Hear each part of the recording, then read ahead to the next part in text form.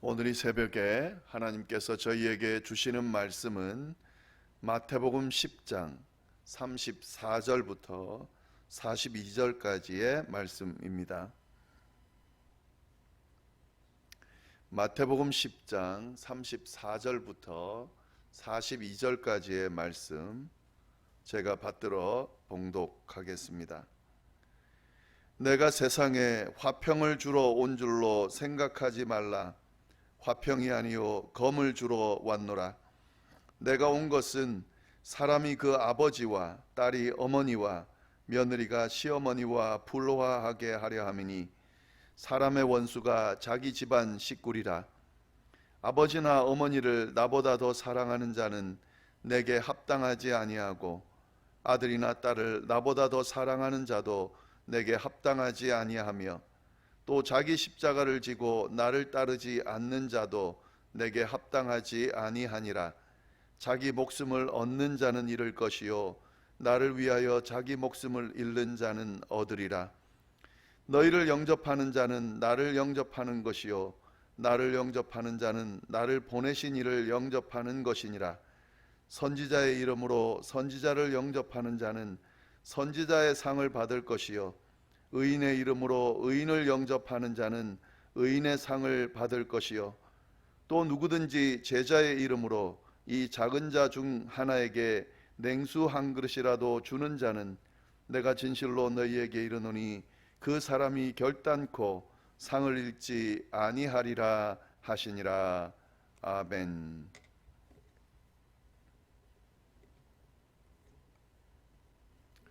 네, 저희가 지금 마태복음 10장 오늘 본문을 읽었는데요. 이 마태복음 10장은 예수님의 제자도에 대한 내용을 담고 있습니다. 예수님께서 이 10장의 내용을 좀 대충 보면은요. 예수님께서 12제자를 부르시는 장면이 나옵니다. 그리고 12제자의 명단이 나옵니다. 그리고 난 뒤에 예수님께서 이 제자들을 부르시고 자신의 사명을 맡겨주십니다. 그들에게 권능을 주시면서 자신이 하는 그 사명을 동일하게 감당할 수 있도록 그들을 둘씩 짝지어서 보냅니다. 그런 내용이 나오는데요. 이렇게 예수님께서는 제자들을 사명을 맡기면서 보내면서 복음 전할 때 일어날 일들, 또 상황들, 그리고 어떻게 처신해야 되는지에 대한 내용들을 쭉 알려줍니다. 오늘 본문도 그와 연결되는 그런 내용인데요. 예수님께서는 이 자신의 사역을 위임받아서 수행할 제자들에게 한 가지 알려주는 내용이 있는데, 자신의 사역, 예수님의 사역을 감당하다 보면은 필연적으로 분열이 일어난다라고 하는 내용을 가르쳐 줍니다. 34절 말씀을 좀 보겠습니다. 내가 세상에 화평을 주러 온 줄로 생각하지 말라. 화평이 아니요 검을 주러 왔노라. 예수님께서는 제자들에게 내가 세상에 화평을 주러 온 것이 아니라 검을 주러 왔다, 이렇게 지금 이야기를 해 줍니다. 이 화평이라고 하는 것은 분쟁과 갈등이 없는 상태를 이야기하고요, 이 검이라고 하는 것은 나눔과 분열을 이야기하는 그런 의미겠죠. 근데 여기서 이 말씀을 잘 이해해야 합니다. 예수님이 이 세상에 오신 이유, 목적은 세상과 하나님 사이에, 또 세상 안에서 사람들 사이에 화평을 주러 온 것이 목적입니다. 그것이 예수님께서 이 땅에 오신 목적이에요. 평화를 주러 온 것이죠. 그런데 이 말과 지금 좀 대치가 되잖아요. 분명히 예수님은 이 세상에 평화를 주러 오셨는데 세상에 화평을 주러 온 줄로 생각하지 말라. 화평이 아니요 검을 주러 왔다, 이렇게 말씀하시는 거니까 완전히 지금 대립되는, 그런 맞지 않는 그런 표현이 될 수 있습니다. 그런데 그런 의미가 아니죠. 지금 이 본문에 나오는 이 이야기는 그런 의미, 예수님께서 평화를 주러 온 것에 대한 그 반대되는 이야기를 하는 것이 아닙니다. 예수님께서 이 땅에 오셔서 복음을 전하고 또 사역을 감당할 때에 반드시 필연적으로 두 부류로 나누어지게 된다는 의미를 하는 겁니다. 예수님을 믿고 받아들이는 자들과 예수님을 믿지 않고 거부하는 자들로 나누어지게 된다라고 하는 그 의미를 이야기하는 겁니다. 모든 사람들이 다 받아들여야만 하지만 그렇지가 않다 하는 거죠. 그래서 이 검을 주러 온 것처럼 이렇게 극명하게 나눠지게 된다, 분열이 일어날 수밖에 없다라고 하는 그런 말씀을 이야기해 주고 있습니다. 믿고 따르는 사람과 믿지 않고 거부하는 사람들, 이런 사람들이 발생할 것이다. 너희는 미리 알아둬라. 이 이야기를 제자들에게 해 주시는 겁니다. 그러면서요, 극단적인 이야기를 하시는데요. 35절 보면은 내가 온 것은 사람이 그 아버지와 딸이 어머니와 며느리가 시어머니와 불화하게 하려 함이니 사람의 원수가 자기 집안 식구다. 이렇게 이야기합니다. 그러니까 이 표현도 아까 제가 말씀드린 그런 의미로 이해를 해야 되겠죠. 이 예수님께서 오셔서 가정 불화를 일으키러 하려 한다, 이렇게 이해하면 안 되죠. 가정 안에서도 예수님을 받아들이는 자, 믿고 받아들이는 자와 예수님을 거부하는 자, 받아들이지 않는 자로 분열될 거다 하는 그런 이야기를 하는 겁니다. 적대 관계가 생길 거다라고 이야기를 하는 거죠. 지금 예수님께서 제자들에게 말씀해 주시는 이 이야기들은 구체적으로 예를 들면 진짜 그런 일이 일어날 수밖에 없습니다. 만약에 이제 예수님의 제자들이 유대인들에게 복음을 전했어요. 유대인들에게 복음을 전했을 때에 예수님을 믿는 자가 생기게 되잖아요. 그러면 그 가정 안에 분열이 생길 수밖에 없습니다. 예수님을 믿는 자는 예수님께서 원하시는 그 뜻대로 따르려고 할 텐데 유대인들이 그걸 받아들이지 않는 거죠. 그 가족들이 그걸 용납할 수가 없는 거죠. 바리새인과 서기관들, 유대인 지도자들은 예수님을 원수로 생각하는데 그 원수를 믿는 자가 가족 안에 생겼다고 하면 그 가족이 원수가 될 수밖에 없는 거죠. 그러니까 이런 갈등이 일어날 수밖에 없다 하는 겁니다. 이방인들도 마찬가지입니다. 이방인들에게 복음이 증거되어서 이방인 가족 중에 한 명이 복음을 믿고 받아들이게 되면 그러면 더 이상 이제는 우상을 숭배하지 않게 될 텐데 우상을 숭배하는 가족들과 우상을 숭배하지 않는 예수 믿는 사람이 분열되는 것은 어쩔 수 없는 현상이게 되는 거죠. 예수님께서 그 이야기를 하고 있습니다. 이렇게 분열될 수밖에 없다. 그렇게 이야기를 해주고 있습니다. 그러면서 예수님 뭐라 그러냐면요, 이런 분열이 일어날 때에 너희가 어떤 태도를 취해야 되냐. 37절 말씀 보시면은 아버지나 어머니를 나보다 더 사랑하는 자는 내게 합당하지 아니하고 아들이나 딸을 나보다 더 사랑하는 자도 내게 합당하지 아니하다. 더 나아가서는 이렇게 이야기합니다. 자기 십자가를 지고 나를 따르지 않는 자도 내게 합당하지 아니하니라. 이 말도 이런 제가 말씀드린 그 의미 안에서 이해할 필요가 있습니다. 아버지나 어머니 사랑해야 되죠. 자기 자식들 사랑할 수밖에 없죠. 그러나 예수님과 비교했을 때에 이 아버지나 어머니 또 자녀를 더 사랑하는 것은 안 된다 하는 거죠. 이 말을 어떻게 이해할 수 있냐면요, 우상 숭배와 같습니다. 하나님은 우상 숭배하지 말라고 그랬습니다. 그런데 하나님보다 예수님보다 더 사랑하는 존재가 있다고 하는 것은 문제가 될 수 있는 거죠. 또 이들을 사랑해서 예수님 따르는 걸 포기하면 그러면 예수님을 따를 수가 없는 거죠. 예수님을 버리는 게 되는 건데 그것도 제자로서는, 예수님의 제자로서는 합당한 길이 아니다라는 말씀을 해주고 계신 겁니다. 이 가족들뿐만 아니라 자기 자신도 마찬가지입니다. 자기 십자가를 지고 따르지 않으면, 자기를 더 사랑하면, 자기를 더 사랑해서 예수님을 따르지 못하면 그것도 예수님의 제자로서 합당하지 않다라는 말씀을 하고 있습니다. 예수님이 최우선 순위가 되어야 된다라는 이야기를 하는 거죠. 그것이 바로 제자의 길이고 제자들이 치러야만 하는 대가다 하는 거죠. 그런데 우리가 이 말씀을 잘 이해할 필요가 있습니다. 예수님이 왜 이렇게 극단적으로 이 이야기를 하고 계실까? 그것이 바로 사는 길이기 때문에 그렇습니다. 그 길이 바로 구원받는 길이기 때문에 그렇습니다. 자신도 살고 가족들이 정말 제대로 사는 길이 바로 이 예수님의 제자로서의 길, 이런 대가를 치르고서라도 가야만 하는 길이기 때문에 예수님께서 이 이야기를 해주고 계시는 겁니다.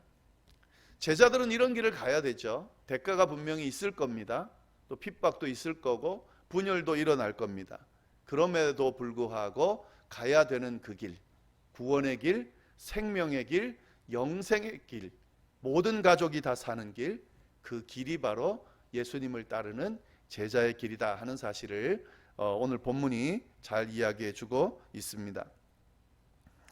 자, 그러면 이렇게 예수님의 길을 따르는 것이 대가만 치르고 끝나는 건가? 그렇지 않아요. 40절부터 보시면은 상을 받는다라고 하는 내용이 나오는데, 너희를 영접하는 자는 나를 영접하는 것이요 나를 영접하는 자는 나를 보내신 이를 영접하는 것이다.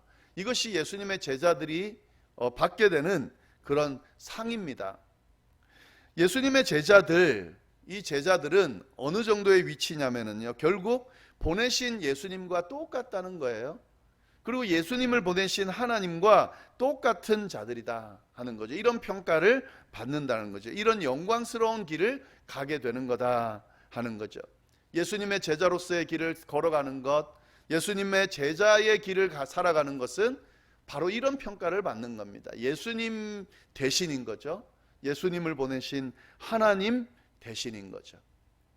그래서 이렇게 이야기를 하죠. 41절 보면 선지자의 이름으로 선지자를 영접하는 자는 선지자의 상을 받을 것이요 의인의 이름으로 의인을 영접하는 자는 의인의 상을 받을 것이다.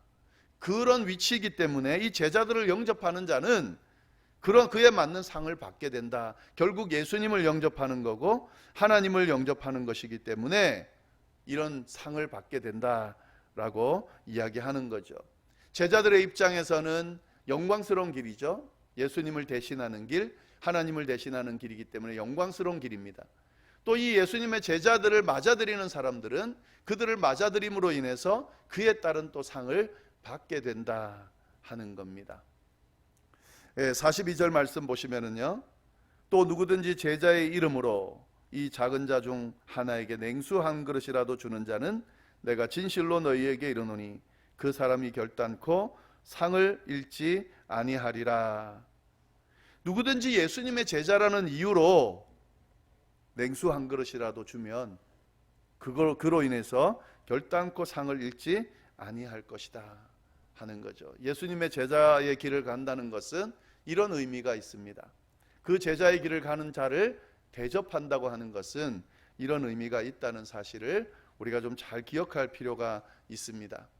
우리는 예수님의 제자이죠. 예수님의 제자로서의 삶을 살아가려고 그렇게 애쓰고 있는 사람들입니다. 특별히 새벽 기도에 참여하시는 분들은 예수님의 제자로서의 길을 걸어왔고 끝까지 걸어가기를 원하는 자들입니다. 이 사실, 그 길을 걸어간다는 것이 어떤 의미인지 다시 한번 잘 진지하게 생각해 보면 좋을 것 같습니다. 대가가 필요하죠. 예수님을 따른다는 것은 대가를 치러야 하는, 자기 십자가를 지고 가야 하는, 그 어떤 것보다 예수님을 최우선 순위로 두고 살아야 하는 자들입니다. 그럼에도 불구하고 가야만 하는 그 길, 영생의 길을 가고 있는 자들이 바로 예수님의 제자들이고 우리가 지금 걸어가고 있는 길이다. 잘 좀 명심하면 좋겠고요. 그 길이야말로 영생을 얻는 길이다라는 사실, 모든 사람들, 모든 가족들이 사는 길이라는 사실을 우리가 잘 기억할 필요가 있습니다. 그리고 오늘 한 가지 더 말씀을 했죠. 이 길을 걸어가는 그 자체가 영광이기 때문에 그 길을 걸어가야 된다는 것, 또 이런 길을 걸어가는 자들을 대접하는 것, 그들을 돌보는 것, 그것이 큰 상을 받는 길이라는 사실, 그것도 좀 잊지 않으시면 좋겠습니다.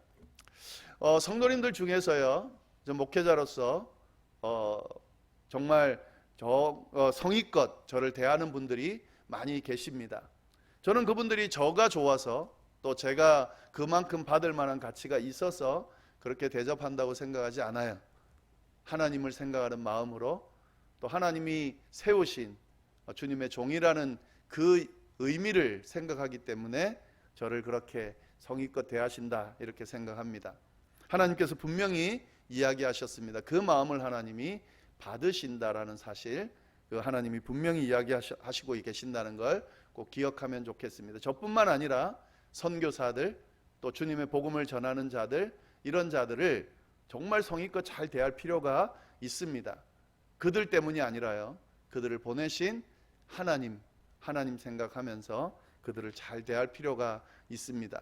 그럴 때에 하나님께서 주신 이 약속의 말씀, 상을 주신다는 이 약속의 말씀이 이루어질 겁니다. 네, 오늘 말씀 다시 한번 잘 묵상하면서요, 내가 걸어가는 이 길이 얼마나 복된 길인지, 비록 힘들고 어려운 많은 것을 희생해야 되는 길이지만 이 길이야말로 우리가 사는 길이고 내가 사는 길이고 우리 가족들이 사는 길이다, 우리 이 온 세상이 사는 길이다, 다시 한번 생각하면서 우리가 걸어가는 길을 열심히 걸어갈 수 있기를 간절히 바랍니다. 함께 기도하겠습니다. 하나님 아버지, 오늘 또 귀한 말씀을 통하여 하나님의 음성 들려주셔서 감사합니다. 특별히 우리가 걸어가고 있는 이 그리스도인의 길, 예수님의 제자의 길, 이 길을 걸어가는 의미가 무엇인지 다시 한번 알려주시니 참으로 감사를 드립니다. 하나님, 이 길을 걸어가는 것, 예수님의 길을 따르는 것, 대가가 분명히 있지만, 또 고난의 길이지만, 자기 십자가를 져야 하는 길이지만, 그 길이야말로 생명의 길이고 구원의 길인 것을 우리가 알고 있사오니 하나님, 담대하게 주님만 바라보면서 걸어가는 우리 모두가 될 수 있도록 인도하여 주옵소서. 혹시 세상 것에 시선 뺏기고 발걸음을 옮기지 못하고 머뭇거리는 사람들이 있다면 하나님, 그의 시선을 주님께로 돌리게 하여 주시고 주님을 먼저 바라보고 주님께 모든 것을 걸고 자기 십자가를 지고 자신의 길, 주어진 그 십자가의 길을 걸어가는 사람이 될 수 있도록 주여 인도하여 주옵소서. 복음을 전하는 자들, 주님의 이름으로 제자의 길을 걸어가는 자들을 잘 대할 수 있도록 주여 인도하여 주옵소서.